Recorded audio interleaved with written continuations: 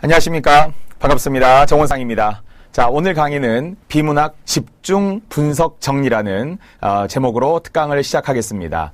잘 아시겠지만 국어 시험과 영어 시험의 공통점이 무엇이냐? 그 공통점은 독해에 있죠. 독해. 특히 독해는 시간과 관련되기 때문에 최근 공무원 시험에 가장 뜨거운 영역이고요. 대세라고 할 수 있습니다. 실제 출제되는 문항수도 늘어났고요. 길이도 늘어났기 때문에 국어 실력이 곧 영어 실력이다라고 생각한다면 오늘 이 수업을 잘 들어주시기 바랍니다. 이 시간을 통해서 여러분들이 시간을 줄일 수도 있고요. 정답률도 높아질 수 있고요. 다양한 일석이조, 일석삼조, 일석오조까지의 효과를 제가 강조합니다. 특히 이제 이 수업을 통해서 전자칠판의 강의를 통해서 제가 어디에 초점화하고 어디 부분을 표시해야 되는지를 시각적으로 보여드리려고 합니다. 제가 이제 기존 이론 강의 시간에 여러분들과 비문학 강의도 했어요. 하지만 거기에서 투자할 수 있는 시간은 3시간밖에 없었습니다. 아쉽게도 3시간으로 많은 것을 이론적으로 설명해야 했다면 이 비문학 집중 분석 정리라는 시간을 통해서 220문제나 되는 비문학 문제 등을 풀 수 있기 때문에 여러분에게 정말 도움이 되는 시간이라고 생각을 해요. 저도 실강을 통해 학생들과 이야기를 나누면 선생님 매일매일 풀 수 있는 문제가 있었으면 좋겠어요. 이 문제에 대한 갈증이 많잖아요. 왜? 이론이라는 것은 이미 초등학교, 중학교, 고등학교, 대학교 과정 등을 통해서 일단 읽고 푼다라는 것은 어느 정도 인지가 되어 있고 숙달은 되어 있어요. 근데 꾸준히 풀 수 있는 비문학적 지문이 좀 궁금한 거죠. 그럼 선생님 수능 문제 풀어도 돼요? 안 됩니다. 수능과는 전혀 다릅니다. 물론 읽는다는 것은 같아요. 하지만 수능에서는 사고력 중심의 문제, 추론 문제, 지문의 길이도 1200자, 1400자가 넘어가는 수능의 지문이고요. 하지만 이제 공무원 지문은 정말 글자 수가 지문수로 말하면 2개나 3개 정도로 줄어드는 단문 형태의 독해가 많고요.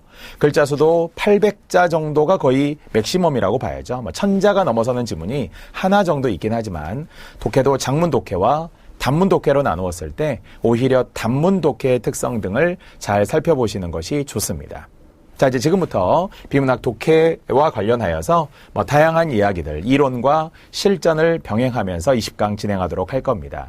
비문학이 대세다 그랬어요. 최근 3년 연속 국가직 9급에 초점을 맞춰서 설명을 해드린다면 2013은 무려 8문제, 즉 한 40%가 비문학 독해 문제였고요. 2014, 2015 국가직 9급에서도 모두 6문항이 출제되었습니다. 굉장히 많은 부분이에요. 우리가 한자 때문에도 애를 먹고 문법 때문에도 애를 먹기는 하지만 그러나 역시 비문학 독해라고 하는 것이 제가 일석오조라는 말을 썼잖아요. 비문학 독해를 위해서 첫 번째 시간을 줄일 수 있습니다. 이것은 9급, 7급 준비하시는 분들 누구나 다 애를 먹는 부분이에요. 고통스럽습니다. 국어 15분 정도 안에 끊어줘야 되는데 국어에서 최대 한 20분 정도 걸렸다. 그럼 벌써 이미 실력이 없는 거예요. 점수와 상관이 없는 거예요. 20분 풀어서 90점 받았어요? 중요하지 않죠. 오히려 마지막 선택 과목이나 어떤 한두 과목을 결국 못 풀게 될 수 있는 하나의 좀 비난의 대상이 되는 게 국어죠. 국어 때문에 한 문제 오래 끌어서 괜히 고민하다가 3번, 4번 때문에 헷갈려서 그래서 다른 과목에 연쇄적으로 도미노적으로 영향을 미친다면 그것이 곧 나비 효과란 말이에요. 처음에는 작은 차이가 나중에 큰 결과를 가져와서 첫 번째는 결국 시간을 조절하는 데 결국 도움이 되는 강의 비문학 집중 분석 정리 강의입니다. 두 번째는 영어에 도움이 된다. 이렇게 감히 말하고 싶어요. 많은 학생들이 이 독해 특강을 통해서 선생님 비문학 이 선생님이 알려준 스킬을 영어에 도입했더니 되게 좋더라고요. 빨리 풀 수 있었어요. 라고 해요. 약간의 차이점은 있어요. 국어는 미괄식, 주제가 뒤에 많고요. 영어는 두괄식, 주제가 앞에 많이 있기 때문에 지문을 읽는 위치는 다소 차이가 있겠지만 그러나 읽는다, 무엇을 읽는다라는 것은 굉장히 중요한 작업이라는 거죠. 자, 세 번째 이야기했지만 우리가 국어라는 과목을 공부하는데 사실은 지엽적으로 마치 마이크로, 나노로 들어가듯이 굉장히 쪼개서 공부하잖아요. 띄어쓰기 하나 봐야죠. 맞춤법 하나 봐야죠. 문법의 품사, 형태소 이렇게 구체적으로 들어가다 보면 큰 그림을 놓치는 경우가 많습니다. 말 그대로 숲을 봐야 되는데 나무만 보는 경우가 생기거든요. 그런데 이 비문학 독해라고 하는 것은 나무를 볼 수 있다. 글을 읽는다는 것은 정말 행복하고 전체적인 어떤 사고력의 증진에 도움이 되는 것이거든요. 얼마 전에 나온 책 중에 김진명의 책 글자 전쟁이라는 소설이 있습니다. 김진명의 책은 여러분이 대부분 많이 아실 거예요. 무궁화 꽃이 피었습니다로 시작하면서 고구려라든지 특히 우리나라에 대한 역사, 애정을 가지고서 추리적인 기법을 동원해서 쓴 김진명스러운 소설들이 아주 많습니다. 저도 무궁화 꽃이 피었습니다라는 책 3권을 정말 하룻밤에 글자에 막 빨려 들어가는 것처럼 그렇게 읽었던 기억들이 나거든요. 이 글자 전쟁이라는 제목에서도 무엇을 말하는지 대부분 알겠죠. 시작은 글자, 이 한자라고 하는 것을 연원적으로, 역사적으로 우리말에서, 우리의 종족에서부터 시작한 것으로 보면서 이제 우리 것에 대한 애국심, 또 자긍심, 원래 김진명이 민족주의적 작품을 쓰잖아요. 이제 그런 것들을 이제 요즘 시대에 맞게 풀어낸 소설인데요. 추리적 기법을 통한 글자. 바로 우리가 글을 읽을 것이냐, 글자를 읽을 것이냐 이거든요. 책은담에도 그런 표현이 나오거든요. 사람들은 글씨 읽는 글은 읽을 줄 알지만 글씨 없는 글은 읽을 줄 모른다. 그러니까 생각을 해야 되는데 글자로만 보게 되는 거거든요. 그래서 정말 독해하는 데 읽는다라는 것에 실질적으로 도움이 되기 때문에 제가 독해의 중요성을 무엇보다도 강조합니다. 자, 또한 숨어있는 것은 어휘죠. 어휘. 일석사조다. 그러니까 결국은 독해하는 것, 영어, 시간 조절에도 물론 필요하고요. 그 다음에 어휘에도 도움이 되거든요. 그래서 사전적 의미, 문맥적 의미, 사실 살펴보면 지문 안에는 결국 어휘로 되어 있기 때문에 한자와 관련된 부분들도 굉장히 좋습니다. 그래서 한자도 연습하고 또는 정말 맞춤법, 띄어쓰기 이런 것도 사소한 것 하나라도 비문학을 통해서 큰 그림을 볼 수 있다는 것도 장점이 되고요. 자, 마지막으로는 이야기했지만 이 독해 특강을 통해 매일 무엇인가를 해야 됩니다. 매일 무엇인가를 해야 되는데요. 그 뭔가가 무엇이냐? 그냥 5문제나 10문제씩 푸는 것도 좋잖아요. 매일매일 풀고 싶은 게 뭔지 알아요? 순서 문제거든요. 이런 순서 문제 등을 통해서 여러분들이 결국 연습하는 데 매우 도움이 될 거라고 생각을 합니다. 자, 어쨌든 이렇게 해서 최근에 국가직 또는 지방직, 심지어는 7급 시험에서도 비문학의 강세가 2년 연속 국가직에서 7급에서도 6문제, 5문제 이렇게 출제가 되었는데요. 그래서 시간 조절 능력이 진정한 비문학 독해 실력이라고 생각해요. 정말 what과 where의 문제거든요. 무엇을 볼 것이냐, 어디를 볼 것이냐, 이 강의를 통해서 제가 많이 알려드리도록 할게요. 자, 비문학의 단기 특강이라고 하는 것은 정말 20강이라는 강좌로 완료가 되어야 됩니다. 더 진행되고 30강, 40강 이렇게 가는 것도 비효율적이고요. 낭비입니다. 그래서 정말 딱 20강만 저에게 투자를 해주세요. 20강 동안 10가지 문제 유형 등을 하나하나 세밀하게 기출문제부터 예상 문제들까지 도로 살펴볼 수 있습니다. 특히 제가 소타이틀을 영역으로 나누었죠. 비문학에 꼭 나오는 단어 20부터 비문학 독해를 위한 7가지 팁, 또 비문학 문제 10가지 유형, 또 비문학 풀이 기법, 최근 기출문제, 예상 문제, 그리고 읽기용 자료들까지 굉장히 아주 촘촘하고 꼼꼼하게 그렇게 교재를 구성을 했으니까요. 여러분에게는 항상 시간적 부담, 경제적 부담이 있다는 것을 알고 마음 한편으로는 좀 미안한 부분도 있지만 그러나 미안함보다는 꼭 필요하다. 꼭 한 번만 들었으면 좋겠다. 우리가 공무원 합격을 위해 한 번밖에 없는 다양한 세부 특강 등이잖아요. 들으면 문학도 특강이 필요하고 비문학도 필요하고 어휘도 필요한데 정말 가르치는 입장에선 간절하거든요. 이거 꼭 필요한 강의고 여러분이 들었으면 좋겠다라는 희망사항에서 시작을 하는 거니까 비문학 독해 20강만 투자를 해주셨으면 좋겠어요. 자, 그래서 역시 순서 문제부터 주제, 일치, 제목, 어휘까지 아우를 수 있는 다양한 수업이라는 것을 좀 추천하고 있고요. 항상 묻고 싶어요. 비문학이 예를 들어 6문제 나오는데 5문제를 맞았을 때 그걸 실력이라고 할 수 있느냐. 예를 들어 선생님 저 비문학은 별로 안 틀려요.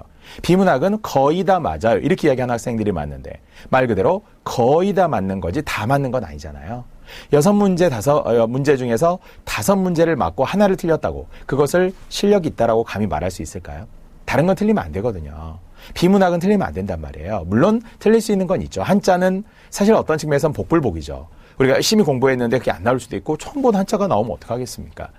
문법도 진짜 자세히 공부했는데 틀리면 안 되지만 그래도 중상 학생들까지는 문법이 어렵죠. 상위권은 문법은 아주 편하게 10초만 해도 풀 수 있지만 말이죠. 예상 밖의 문제가 꼭 한두 문제는 있어요. 고요 같은 문제나. 그러나 비문학은 다 맞아야 된다는 거죠. 그래서 정말 들쭉날쭉하거나 또는 경우에 따라서 쉽고 어려움이라고 하는 것이 상황에 따라 달라서 제가 문제마다 또 난도를 표시해 놓았기 때문에 이게 상문제, 어려운 문제였구나. 이게 중문제, 이게 보통이구나. 이건 쉬웠구나. 이렇게 난도를 표시해 놓는 것도 또 저의 애정과 관심입니다. 지금부터 이론과 220문제 정말 여러분에게 도움이 될 거라는 확신을 갖고 강의를 시작을 합니다. 자, 결국 이제 비문학은 이렇게 10가지 문제가 기본적인 문제라는 거예요. 첫 번째는 문장 간의 관계죠.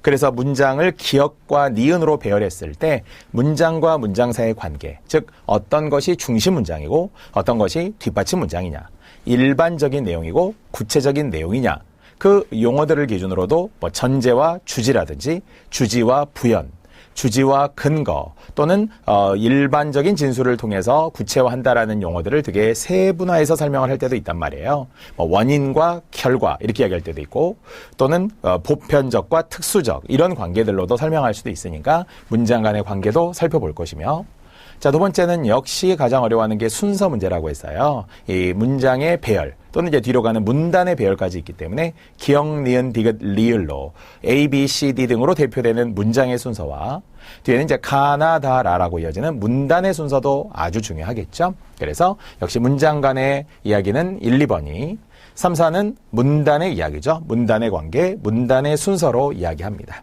자, 그 다음에 문단 구분도 어디에서 나눌 것이냐, 접속사, 지시어 또는 화제 전환, 소재의 차이 등을 통해서 문단을 구분하는 것도 있겠고요. 자, 그 다음에 적절한 접속어 문제들도 그리고 그러나 그런데 그러므로와 같은 흔한 접속 부사, 접속어만이 아니라 또한이라든지 한편이라든지 게다가라든지 이렇게 어떤 부사 또는 전환 등의 어떤 용어 등이 나오면서 역시 화제에 가까운 이런 접속어를 집어넣어서 뭐 왜냐하면 이런 것들이 과거 2년 전 지방직 또 9급에 답이 되기도 했었죠. 자, 그 다음에 뭐니 해도 가장 흔하지만 제일 많이 나오는 것이 주제, 일치 문제잖아요. 그래서 주제부터 제목 그리고 세부 내용 이해라고 하는 일치 문제까지 이어지게 되고요. 또 마지막 최근에 많이 활용되는 추론 문제, 지난 2015 국가직 9급 시험에 나왔던 연역 추론이냐, 귀납 추론이냐, 유비 추론이냐 이런 결론을 이끌어내는 추론 방식이라는 것도 있고요. 또는 그 이외에 정말 추론, 사고력 문제란 말이에요. 중간에 들어갈 내용이라든지 다음에 이어질 내용이라든지 순서도 그냥 순서가 아니라 보기를 주고 보기 다음에 이어질 내용이라든지 보기가 들어갈 위치라든지 이렇게 좀 더 다변화되는 경향이 있습니다. 자, 이런 것들이 이제 기존 공무원 시험만이 아니라 여전히 순서나 추론 문제 등이 뭐 삼성 인적성 검사라고 하는 SSAT, 일명 SAT라는 시험 등에서도 많이 활용이 되고 있고요. 국어 인증 시험이라든지 또는 다양한 시험들, 뭐 NCS, 직업, 직무 능력이죠. 그래서 국가 직무 능력 표준이라고 하는 시험 등에서도 어쨌든 간접적으로 활용되는 게 많아요. 그래서 포괄적으로 정보들을 아우르면서 독해는 영원히 가는 것이다. 눈에 보이는 대로 읽어야 한다. 제발 나무만 보지 말고 숲도 보자. 이렇게 해서 10가지 독해 유형으로 일단 소개를 해드렸습니다. 자, 지금부터 중요합니다. 잘 들으세요. 저만의 노하우로 설명해 드릴 수 있는 비문학 독해 방법 중 제가 7대 독해, 비문학 독해를 위한 7대 팁이라는 것을 소개를 하는데요. 순서대로 제가 차근차근 하나하나 알아볼게요. 자, 첫 번째는 A 위하여 B라는 것을 우리 이론 시간에도 많이 강조를 했었어요. 이 위하여라는 말을 자주 표현을 해야 된다는 거예요. 제가 칠판을 통해서 한번 옮겨가 보도록 하겠습니다. 자, 타이틀인데요. A 위하여 B. 그러니까 이 위하여는 구어체에서도 필요하고요. 또는 면접 등에서도 전문적으로 쓸 때도 되게 필요한 말이죠. 물론 위하여라고 하는 것은 위해서라고도 줄일 수 있고요. 또는 이것이 위한이라고 더 줄일 수도 있죠. 자, 바로 이것을 목적이라고 저는 강조하잖아요. 목적. 즉 그러니까 A 위하여, 그러면 이 A가 굉장히 중요하다는 거죠. 이게 곧 목적이 되는 거예요. 기억하는 위하여 아무거나 있어요? 시험에 합격하기 위하여 열심히 공부하는 거죠. 우리가 합격이라는 것과 그 다음에 공부라는 것을 구별해 볼까요? 자, 합격하는 것이 목적이죠. 제일 중요하잖아요. 대신에 그런 목적을 이루기 위해서는 공부라는 것을 하게 되는 거죠. 그래서 하나의 목적에 대비되는 용어를 제가 수단 또는 방법이라는 말로 바꿔주기도 해요. 목적과 수단이라는 말이 입에 붙으면 제일 좋겠죠. 돈을 벌기 위해서예요? 아니면은 돈을 벌어서예요? 그거는 상황에 따라 다르죠. 예를 들어서 돈이라고 하는 것은 목적인가요? 수단인가요? 라고 하면 돈은 사실 수단이잖아요. 그래서 돈을 가지고 이렇게 해석들을 하겠죠.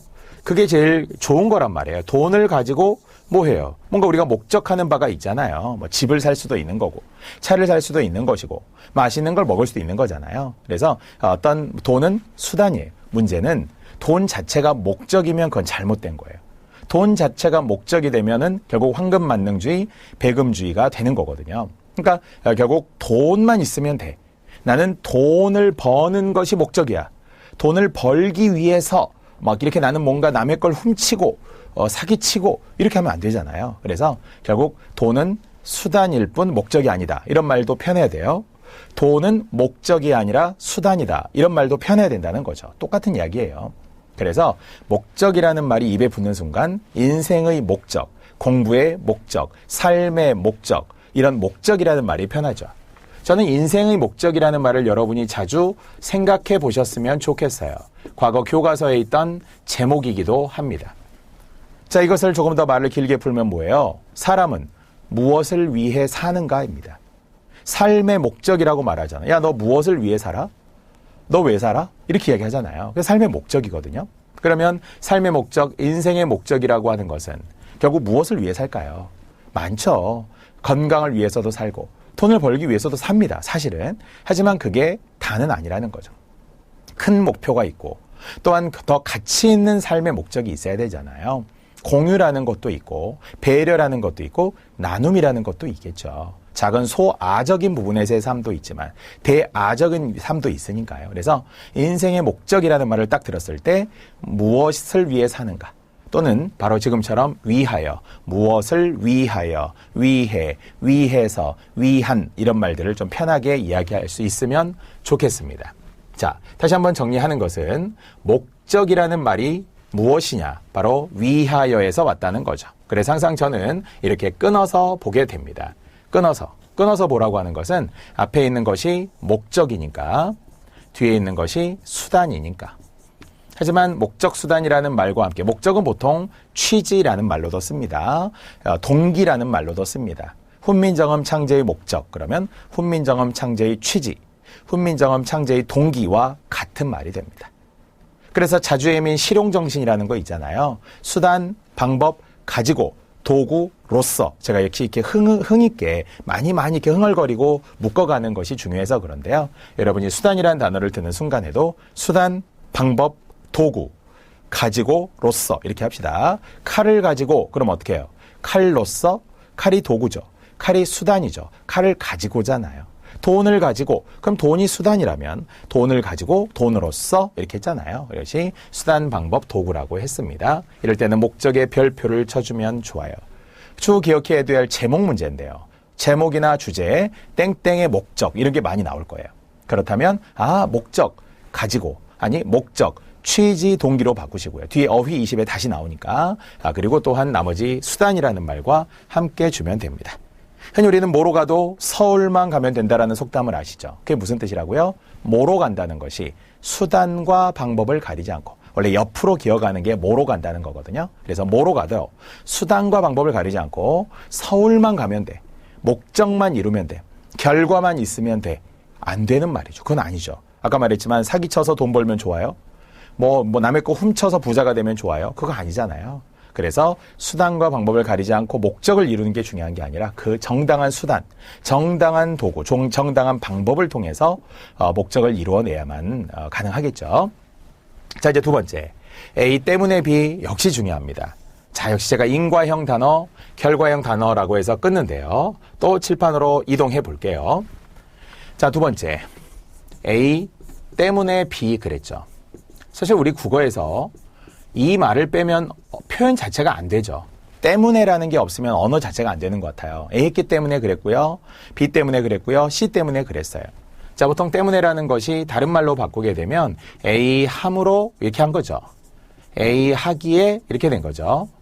A 해서 이렇게 된 일. A 하니까 이렇게 된 거죠. 다 똑같은 이야기잖아요. 전형적인 인과관계의 구성이 되겠습니다. 자, 그래서 이렇게 되는 A라는 것을 원인이라고 할 것이고 B라고 하는 것을 때문이라고 하겠죠. 비문학 독해를 위한 7대 팁의 두 번째는 반드시 원인 결과를 찾아라입니다. 근데 여기서 절대 간과해서는 안 되는 사실은 이 화살표의 방향이라는 거죠. 즉 A 때문에 B인 것과 B 때문에 A인 것은 다르기 때문에 재차 열심히 공부했기 때문에 합격한 거잖아요. 다시 원인과 결과예요. 이게 때문이라는 것이 원인이고요. 이게 이제 때문이라는 걸 여기다 쓰려고 했던 거예요. 그래서 원인과 결과가 있다면 공부를 열심히 했기 때문에 그래서 어떻게 했죠? 합격을 한 거죠. 공부를 열심히 한 것은 원인이고요. 합격을 한 것은 결과가 되겠죠.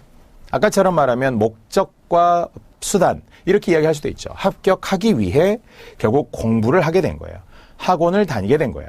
동영상 강의를 보게 된 거잖아요. 그래서 A 때문에 B 한 것. 이건 맞지만 그러나 합격하기 때문에 공부한 건 아니잖아요. 이것이 순서의 문제로 잘 나온다는 거예요.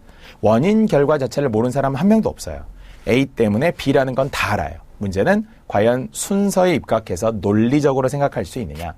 원인 결과를 바꾸면 안 되는 뒤에 나오지만 이런 오류를 인과 혼동의 오류라고 이야기해요. 인과 혼동의 오류. 원인 결과를 뒤바꿔 놓았다는 거예요. 같다고 생각한 거예요.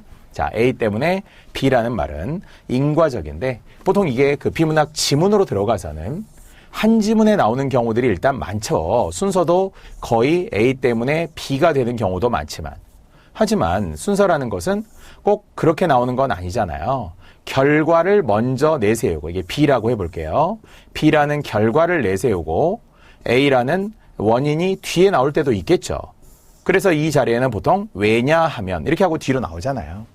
왜냐하면 난 너를 좋아해. 이게 결과죠. 난 너를 좋아해. 왜냐하면 뭐뭐 하니까 너의 성격이 마음에 드니까 배려하는 모습이 예뻐서 이런 거 있잖아요. 그래서 결국 인과라는 거는 문장에서는 순서가 뒤바뀌어 나올 수도 있고요. 대신에 찾아내야 된다는 거죠. 또 지금 이야기한 것처럼 한 지문만이 아니라 두 지문 또는 세 개의 단락이 있는데 멀리 나올 수도 있잖아요. 뭐뭐 하게 된 A의 원인이 있어서 그래서 결국 B라는 결과가 한참 뒤에 나오기도 하거든요. 그러니까 꼭 이 단락만 볼 필요가 없다는 거죠. 때로는 크게 볼 줄 알아야 되니까. 그래서 일단 때문에라는 것은 매우 중요하다. 그리고 무조건 시험에 나온다. 이런 생각으로 다시 두 번째 팁으로 제가 소개를 해드렸습니다. 자, 세 번째. 역시 비문학에 빠질 수 없는 말 그러나라는 접속사입니다. 그러나. 접속사가 많이 중요하죠. 그 중에서도 보통 예전에 중요한 접속사는 그러므로, 따라서, 결론적으로, 요컨대 이런 접속사는 결론을 끌어내는 말이기 때문에 굉장히 중요합니다. 하지만 최근에 제가 강조하는 것은 그러나죠. 특히 그러나를 전후로 나누었을 때 그러나 B에 주목하자는 거죠. 그러나 B, 그러나 B. 과거에 제가 그런 말 했잖아요. 그것이 알고 싶다라는 텔레비전의 프로그램에 보면 많이 쓰는 말투가 있잖아요. 물론 요즘에는 그런데 말입니다. 이거 되게 많이 하죠. 그런데 말입니다. 자, 이거 말고요. 예전에는 뭘 제일 많이 썼는 줄 알아요? 그러나 무엇보다도 중요한 사실은 이런 게 있다는 거예요. 그러나 우리가 잊지 말아야 할 사실은 왜 이런 거 있어요. 과거 문성근으로부터 최근에 이제 배우들까지도 사회자 진행자들까지도 그런 투의 말투가 좀 비슷한데요. 자, 중요한 것은 강조죠. 강조. 그래서 강조하기 위한 그러나 B라는 게 있다는 거죠. 단순 역접이 아니에요. 남자는 이렇다. 그러나 여자는 이렇다.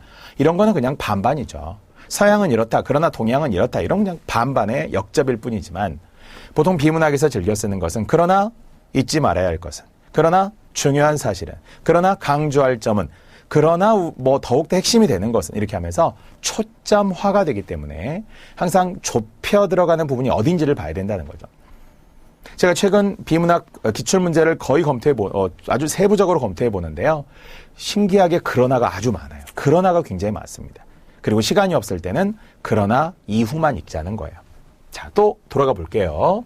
자, 칠판으로 가서 가장 많이 쓰이는 표현들이 뭐냐면 이런 거라는 거예요. 어떤 문단이 있다고 치면 그 문단에서 A가 나오는데 분명히 중간쯤을 보면 그러나가 나올 때가 있어요. 중간쯤에. 그러면 이거는 분명히 나누어졌다는 이야기잖아요. 그럼 그러니까 저라면이라고 자꾸 설명하는 것은 그래도 제가 전문가잖아요. 22년 동안 국어만 했잖아요. 그러니까 눈에 보이는 게 있단 말이에요. 그럼 시간을 엄청 줄일 수 있어요. 저라면 저는 무조건 여기를 이렇게 금을 이렇게 그을 거예요. 그리고 얘를 아예 괄호를 칠 겁니다. 왜? 안 읽으려고. 안 읽으려고. 읽다 보면 시간이 오래 걸리기 때문에 안 읽으려고. 그리고 무조건 이 뒷부분에 별표를 쳐놓을 거예요. 이렇게 옆에. 딱 이런 표시를 제가 합니다. 항상 그렇지는 않아요. 근데 대체로 B에 초점화가 된다는 인식을 갖고 풀자는 거예요. 거의 정답은 여기에서 나오더라고요. 그게 무슨 정답인지는 모르지만 뭐 주제를 찾아도 이거죠. 핵심을 찾아도 이거죠. 일치 문제 또한 앞보다는 여기서 나올 때가 훨씬 많아요. 일치 문제도. 그래서 앞쪽에 있는 보편적인 사실, 대비적인 사실들은 일단 유연하게 넘어간 후 그러나를 찾는 것이 중요하다. 또 제가 이렇게 문단 표시를 하잖아요. 그냥 단순히 한 문단만이 아니라 글이라고 했을 때 보통 글이라는 것은 이 기호로 이니셜화하면 이렇게 나가는 글들이 되게 많아요. 즉, 첫 번째는 A가 나올 수도 있어요. 그런데 여기에 보니까 그러나 하면서 B가 나올 때가 많아요. 그리고 다시 B에 관한 이야기고요. 다시 한 번 더 여기에 A가 언급이 된 후 그러나 B가 또 나오죠. 그럼 이 글의 주제가 뭔지 다 알잖아요. 중심 내용 뭐라고요? B라는 이야기죠. B. 그래서 이 B를 설명하기 위해서 A를 끌어올 때가 많죠. 별표는 딱 2개 정도만 쳐주면 돼요. 그래서 접속사 그러나라는 게 중요하다는 이야기입니다. 문단 안에도 그러나, 글 안에도 그러나, 문장 간의 관계도 그러나인데요. 그러나를 잘 보면 시간을 줄이고 핵심이 될 수 있다는 점을 한 번 더 강조하겠습니다. 자, 이제 네 번째로 갑니다. 자, 네 번째 부정서술어입니다. 자, 부정서술어도 중요한 것은 결국 우리말은 서술어 중심의 독해이기 때문이잖아요. 주어, 목적어, 서술어. 그래서 나는 너를 사랑한다든지 나는 뭐뭐가 아니다라든지 그래서 싫다든지 이런 말은 이제 뒤에 오잖아요. 그런데 확실히 우리는 부정서술어의 역할이 문제로 잘 나온다는 걸 알아요. 부정서술어라는 것은 곧 무엇이 아니다, 무엇이 없다 이런 거 있잖아. 무엇을 못하다 이런 거. 부정적 느낌의 단어들도 많죠. 아까 얘기했지만 싫어한다 이런 거 있잖아요. 이런 것들이 기피한다 뭔가 이런 것들이 선호하지 않는다 이렇게 하면 이게 않는 거잖아요. 그래서 부정서술어를 잘 보아라 라는 것도 제가 일단 짧게 설명하고 넘어갑니다. 자, 5번째 강조도 물론 중요하다고 했어요. 강조라고 하는 것은 딱 정말 우리가 어떤 점을 찍는 거잖아요. 가장 땡땡한 것은 이렇게 하면 벌써 강조죠. 그래서 저는 가장이라는 말도 여러분이 면접 때 많이 써주면 좋겠어요. 면접 때 가장 중요한 사실은 이렇게 약간 여유를 갖 때 초점화해달라는 거죠. 또 무엇보다도 이런 말 되게 중요하잖아요. 무엇보다도 근본적인 이런 것들이 다 강조어거든요. 그래서 뒤에서 한 번 더 정리를 해드리겠지만 어떤 단어가 보이면 거기서 멈춰줘야 돼요. 그냥 읽는 게 아니고요. 멈춰야 되는데 그 멈추는 부분이 이런 말들이죠. 이건 무조건 주제야. 장기적으로 최우선적인 이런 거 있죠. 최우선적. 이게 제일 중요하다는 이야기들이니까 다시 한번 강조가 무엇이냐. 결국 이런 거 있죠. 더 나아가 이런 거 있죠. 이런 게 가장 중요한 주제에 가까운 말이기 때문에 강조를 역시 여러분이 스스로 판단을 해 주셔야 되겠고요. 자, 6번째 대비어입니다. 자, 이 대비어라고 하는 것은 두 가지를 이야기하는 거예요. 즉 A, B가 짝을 이루는 경우들이 많죠. 그러면 이제 이것은 무조건 글 전체적으로 대비되는 관계죠. 즉 남자는 이렇고 여자는 이런데 여자와 달리 남자는 이렇고 남자와 달리 여자는 이렇다. 그런데 여자는 특이하게 이런 반면 남자는 아주 특이하게 이런 걸 한다. 이렇게 자꾸 글이 대비돼서 나올 때가 있잖아요. 이런 글을 주목해서 보라는 거예요. 주목해서 보는데 그냥 보면 안 되잖아요. 그래서 지금처럼 이니셜로 만들면 제일 좋죠. 남자, 그러면 남자라고 할 때 다 읽지 말고 그냥 B라고만 적고 가는 거예요. B. 여자는 어떻다? 그럼 여자는 일단 A라고만 쓰세요. 그래서 남성과 여성의, 동양과 서양의, 동양화와 서양화의, 서양 문화와 동양 문화의 어떤 것이든지 이렇게 대비해서 많이 나오기 때문에 그런 지문이 무조건 하나가 나온다는 거. 그 다음 또는 비교하듯이 말하는 게 있죠. A보다 B 꼴이 있죠. A보다 B, 꽃보다 남자 이런 거 있잖아요. A보다 B라고 하는 것은 결국 어떤 것을 조금 더 부등호 표시할 때가 있잖아요. A보다 B니까 부등호는 B 쪽으로 이렇게 향해 가면 되겠죠.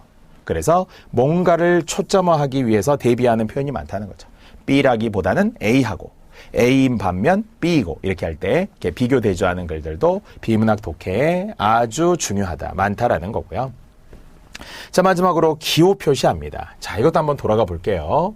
보통 기호를 표시한다라고 하는 것은 어떤 자기만의 방식이 있어서 그런 거예요. 빠른 독해를 위한 건데요. 저는 기호라는 것은 항상 10가지 기호가 있다 이렇게 이야기했어요. 10가지 기호가 있다. 사실 비문학 독해하는데 10가지를 다 쓰지는 않아요. 근데 가장 학생들이 많이 쓰는 건 뭐예요? 밑줄이죠. 근데 저는 밑줄보다는 동그라미 좋고요. 그 다음에 네모 좋습니다. 네모. 세모 꼭 필요하다고 봐야죠. 접속어 때문에 세모가 필요합니다. 잊지 말아야 할 것은 화살표 중요하죠. 화살표. 화살표를 어디다 긋느냐 아주 중요하고요. 자, 또 6번째 별표죠. 그렉 별표는 정말 한 번 또는 2번만 별표를 치면 되는 거예요. 그 다음에 역시 저는 괄호에 돼지꼬리 좋아합니다. 왜? 안 읽어야 되니까. 정말 역설적이지만 비문학은 잘 읽는 것이 아니라 잘 안 읽는 것이 중요해요. 전략적으로 말이죠. 예를 들어 하고 나오면 안 읽어야죠. 왜냐하면 하면 안 읽어야죠. 즉 그러면 안 읽어야 돼요. 왜? 안 중요하니까. 그래서 이런 부분들의 생략하는 위치들도 굉장히 중요하다. 무엇을 생략할 것이냐도 중요하단 말이에요. 자, 그 다음에 또 역삼각형이라는 것도 제가 원래 사랑하는 기호잖아요. 문학에서도 비문학에서도 필요합니다. 이 역삼각형이라는 것은 어떤 의도로 제가 치는 거라고 했었죠? 바로 마지막을 강조하겠다. 마지막이 중요하다. 이런 느낌으로 제가 역삼각형을 강조한다고 해서요. 그러니까 전제에서 주지로 오거나 원인에서 결과로 오더라도 이것은 결국 역삼각형이 중요하다. 이런 표시일 수 있겠죠. 자, 또 양쪽 화살표 있겠죠? 아까 우리가 비교 대조형 글이 있기 때문에 기호로 이니셜화 하거나 A, B, C, D로 만들거나 아니면은 이렇게 대비하듯이 표시만 해주는 것도 좋죠. 자, 마지막 10번째 바로 빗금이라고 했다는 거죠. 이 빗금. 이 빗금만 잘 그어줘도 글이 탄력적으로 읽을 수 있는, 글을 탄력적으로 읽을 수 있는 그런 조건이 됩니다. 자, 역시 짧은 지문과 긴 지문 두 가지로 제가 설명하는데요. 단문인 경우에서는 어떤 기호가 가장 많이 필요할까요? 단문에서는 사실은 크게 기호는 필요 없어. 단문은 어차피 둘 중에 하나 아닐까요? 여기 아니면 여기 말이죠. 이게 어떤 내용이든지 간에 두괄식 또는 미괄식 또는 양괄식인 글이 99%지 뭐 글이 주제가 중간에 있다, 중괄식이다 이런 건 별로 없단 말이죠. 그래서 보통 가운데 부분은 잘 안 읽게 되죠. 단문 일대에선 말이죠. 주제에 따라, 일치에 따라 조금 다르지만 주제라면 거의 답은 역삼각형일 것이고 주제라면 거의 답은 여기에 있단 말이죠. 그래서 중간부터 읽어라, 중간부터 읽어라 제가 그런 말 많이 쓰죠. 하지만 이게 일치 문제라면 좀 다르죠. 중간에도 있고 처음에도 있을 수 있고요. 뭐 순서 문제나 추론 문제도 다 봐야 되겠지만 일단 글 모양은 딱 이런 고정된 느낌이어야 합니다. 그 가운데 빗금을 그어보자는 이야기예요. 그래서 빗금은 보통 주어 다음에 아니면은 서술어 앞에 아니면은 문장 다음에 또는 뭐 따라서 다음에 이렇게 우리가 따라서 전후에 빗금은 어떻게 해서든지 그을 수 있는데 약간 표시를 하다 보면 속도가 빨라집니다. 저도 제 아들에게도 이 중학생의 아들에게도 제가 그런 이야기를 합니다. 책을 읽을 때는 그냥 눈으로 읽지 마라. 볼펜이라도 들고 읽어라. 자라도 들고 읽어라. 자. 왜냐하면 눈으로 읽으면 사실 졸려요. 사람들이 요즘 사람들이 뭐 잠이 부족해서 그렇지만 이렇게 집중을 잘 못하거나 글자가 약간 엉키는 거 있잖아요. 흐릿흐릿해지는 거. 그러다 보면 제대로 집중이 안 되고 무슨 말인지 잘 몰라요. 그래서 자라도 이렇게 눕혀서 읽으라는 거예요. 자라도 대고 이렇게 읽으면 글이 한눈에 잘 들어온다. 볼펜이라도 이렇게 콕 짚어가면서 읽어도 좋다. 점을 찍으면서 읽는 것도 좋다는 거예요. 시험 볼 때도 그렇습니다. 정말 신기하게도 작은 변화가 큰 결과를 가져온다니까요. 작은 변화가. 그래서 제가 과거에 이제 수능에서도 학생들 가르칠 때 어떤 여학생이 70점밖에 안 나와. 근데 그 다음 어떤 전국 모의고사 90 몇 점이 나왔어. 20 몇 점이 오른 거예요. 그래서 너 어떻게 점수가 갑자기 이렇게 올라서 선생님이 알려준 대로 했다는 거예요. 즉 점을 찍으면서 자를 눕히면서 풀었더니 엄청 속도가 빨라졌대요. 그래서 선생님 앞으로 그렇게 할게 이렇게 했던 기억이 나는데요. 효과가 있을 거라고 저는 믿습니다. 자, 또 마찬가지예요. 자, 지금 이런 것도 저는 항상 뭐 한 3등분이 제일 일반적이기 때문에 이렇게 보통 이렇게 금을 긋습니다만은 처음과 끝은 말할 것도 없어요. 근데 이제 보통 이게 첫 단락, 끝 단락은 정말 자세히 보는 거죠. 중간 단락이라면 거의 처음 부분 정도의 두 갈씩일 가능성이 커서 뒤에서 다시 하지만 각 단락은 두 갈씩, 전체 글은 미괄식이라는 구성으로 보게 됩니다. 전체 글은 역시 미괄식일 수밖에 없어요. 근데 이 마지막 부분도 마지막 부분이고 여기도 보죠. 여기도 이 끝으로 향해 집중화되는 두 개 단락이 가장 중요하고요. 빗금을 그어나가는 것도 역시 자기의 흐름에 맞게 긋지만 그 흐름이라는 게 너무 막연해 보이긴 한데요. 뒤에서 우리가 문제 풀면서 좀 더 구체적으로 제가 보여드릴게요. 제가 푸는 방법과 여러분이 푸는 방법이 일치하면 제일 좋아요. 선생님도 저렇게 푸시네? 나도 저렇게 푸는데. 또는 나는 저렇게 안 푸는데 선생님 왜 저렇게 푸실까? 아하, 저렇게 하면 좀 시간을 줄일 수 있겠네? 나도 따라서 연습해야지. 가장 위험한 게 고정된 채로 간다니까요. 선생님 저 옛날부터 이렇게 풀었는데요. 저는 이렇게 풀었는데 근데 점수가 안 나와. 그게 뭐예요? 옛날부터 이렇게 풀었다. 점수가 안 나오면 바꿔야죠. 뿌리째 바꿔야죠. 통째로 바꿔야 되잖아요. 그러니까 그런 변화하기 위해서 이 강의를 듣는 거예요. 알기 위해서 듣는 게 아니라 좀 변화하기 위해서 또 선생님들의 효율적인 방법을 알아보기 위해서 말이죠. 자, 이렇게 해서 10가지 기호라고 했습니다. 물론 밑줄은 저는 별로 추천하지 않아요. 왜냐하면 밑줄이 뭐가 중요한지 안 보이잖아요. 그래서 밑줄보다는 차라리 밑줄을 그어도 뒤에 초점을 맞추거나 항상 제가 동그라미와 네모는 전혀 다른 거라고 했어요. 기분에 따라 다른 게 아니라 동그라미는 소재, 네모는 주제. 동그라미는 앞부분에, 네모는 뒷부분에 치는 거예요. 자, 문장을 이렇게 길게 썼다고 쳐봅시다. 그러면은 항상 가운데쯤에 빗금을 긋는 게 좋고요. 그 다음에 앞에는 동그라미, 뒤에는 네모 이렇게 가면 좋다는 거죠. 근데 언제나 우리가 동그라미에 네모를 칠 수는 없으니까 상황 봐서 비슷한 게 나오면 한 번만 치면 되는 거죠. 인간은 이러한 특징이 있다. 이러한 특징도 있다. 그럼 이미 벌써 인간의 특징이라는 이 여절의 주제가 나오겠죠. 그러나 이제 내용은 세분화돼서 여기는 다르고 여기는 다르겠죠. 그러니까 그거는 구체적으로 들어가더라도 처음과 끝을 동그라미와 네모를 일관되게 표시하라. 아까 접속사는 무조건 삼각형이라고 했어요. 그리고 원인 결과면 무조건 화살표가 됩니다. 그리고 제일 주제 같은 게 별표라고 했어요. 이런 기호 등을 실질적으로 우리가 잠시 후에 확인하면서 실전에 한번 도입해 보도록 하겠습니다. 자, 이제 이렇게 7가지의 비문학 독해 팁이라고 제가 소개를 해드렸는데요. 정말 중요한 것은 이론이 아니에요. 제가 항상 이론 이야기를 참 많이 하다 보면 막 갈증을 느낍니다. 야, 이거 문제 풀어드리고 싶은데, 같이 한번 풀어보고 싶은데, 이렇게. 그래서 이 그림을 통해서 전자 칠판을 통해서 확인하는 장점들이 있겠죠. 자, 보통 이제 우리가 중심 내용을 파악한다. 이렇게 이야기하는 게 시작이잖아요. 글을 빨리 압축해서 보아야 되니까. 중심 내용이라는 건 무엇이냐? 아까 말했듯 첫 문장이나 마지막 문장의 주제가 나오겠죠. 핵심어라고 하는 것은 여러 번 나오는 것이 아무래도 핵심어겠죠. 그래서 아까 말했처럼 핵심어인 경우에서는 기호를 저는 A 이렇게 써놓는 게 좋을 것 같아요. 그러면 글에서는 계속 A가 보일 거라고요. 그럼 그게 핵심어란 말이에요. 아까 인간은 이렇게 해도 되고요. 아니면 항공문화는 이렇게 해도 되겠죠. 패러다임은 이런 거 있죠. 지난 국가직 7급에 나왔던 반복되는 주어가 한국 한자음의 땡땡이에요.